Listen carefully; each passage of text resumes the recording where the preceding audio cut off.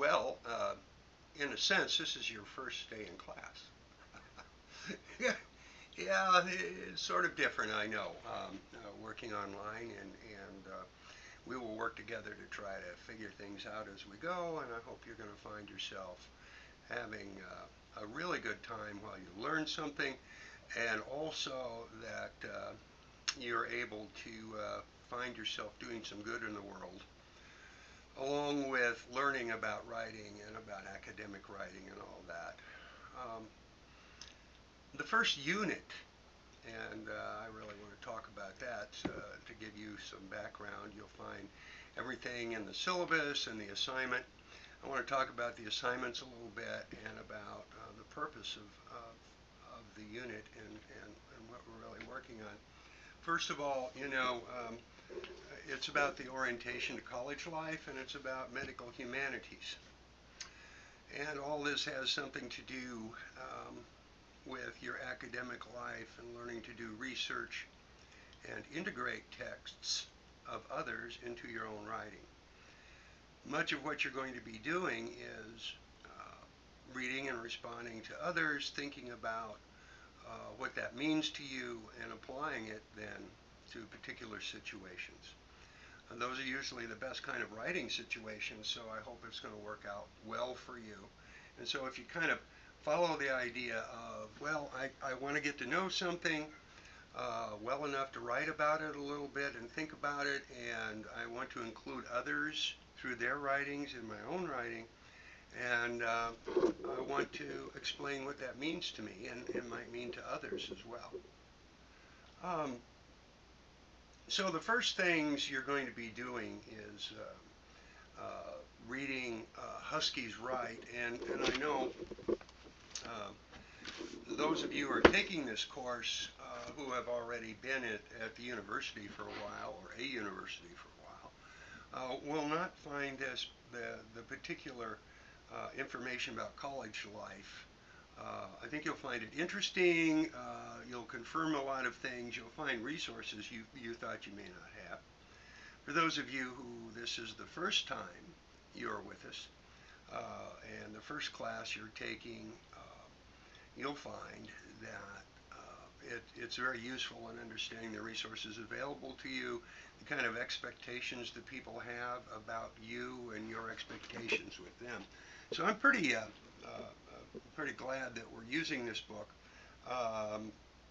Jason Tham and I put it together, and the second part of the book is about composition, research, and the community we tried to build as writers and as thinkers and as scholars. If you haven't thought of yourself as a scholar yet, it's time to start, because that's really what much of academic life is about. And scholarship eventually means that you're going to add to a body of knowledge, either through your own interpretation, through discoveries, research. You will even get to do some interviews and add original or primary material as a scholar. So the other part that I hope we can do for you is give you a bit of what I would call self-defense. In terms of academic writing, you're going to learn about the formats and structures of academic writing, particularly the essay, which is a major structure, then the research report, and the argument. Those three things are the three things that you're going to be working with most in academic writing. Research, papers, arguments that you write, and essays or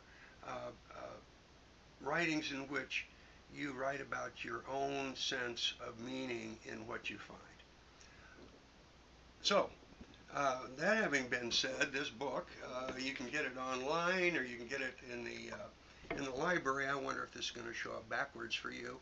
It's not Itiwu Sek Sua. It's Huskies Write. But anyway, you'll recognize the picture if you look for it in the bookstore. And again, you can go online. All that information is in your syllabus, and I hope you have a copy of that printed out and read it often.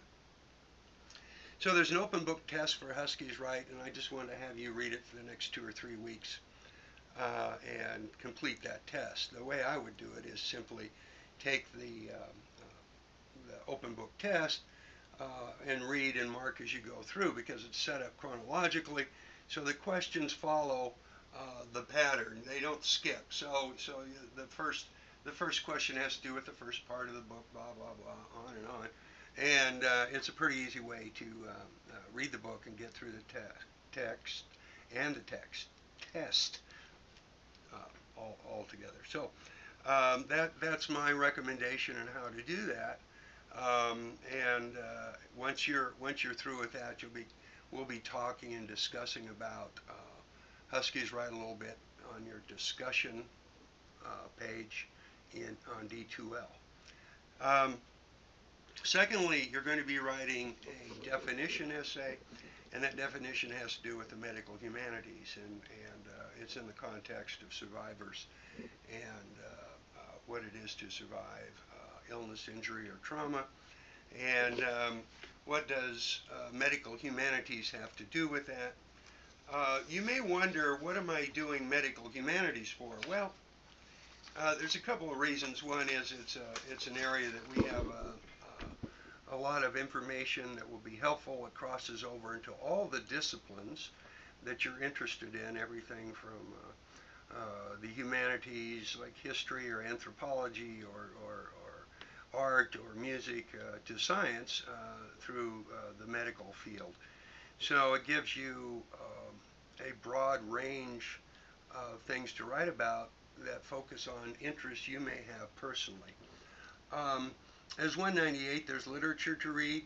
The literature has been narrowed down actually to Survive and Thrive. There's the picture.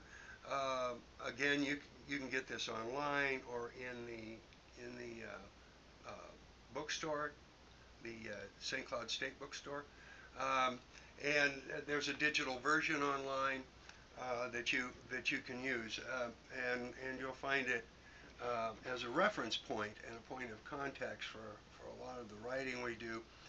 Plus, there are examples of arguments, of essays, and of reports in that book that will help you understand how those things work a little better.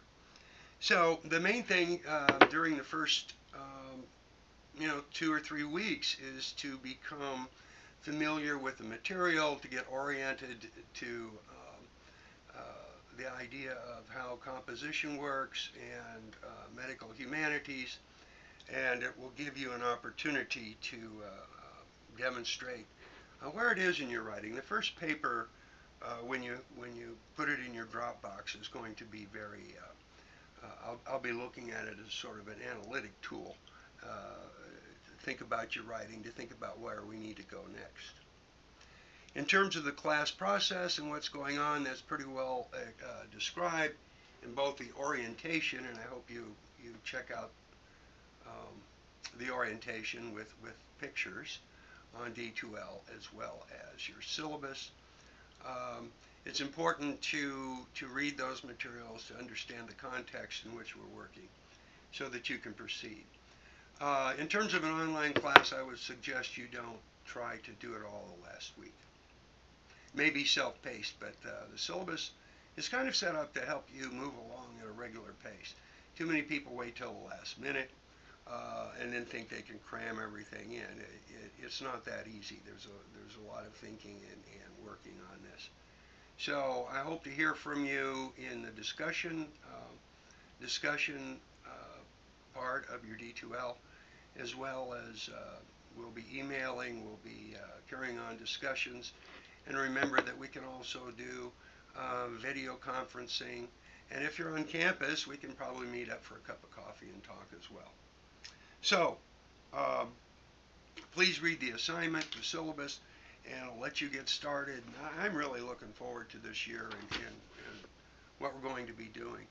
I thank you for being a part of the class, and look on News and D2L for various updates and for all the information that you need. This will be on there, for example. Take care.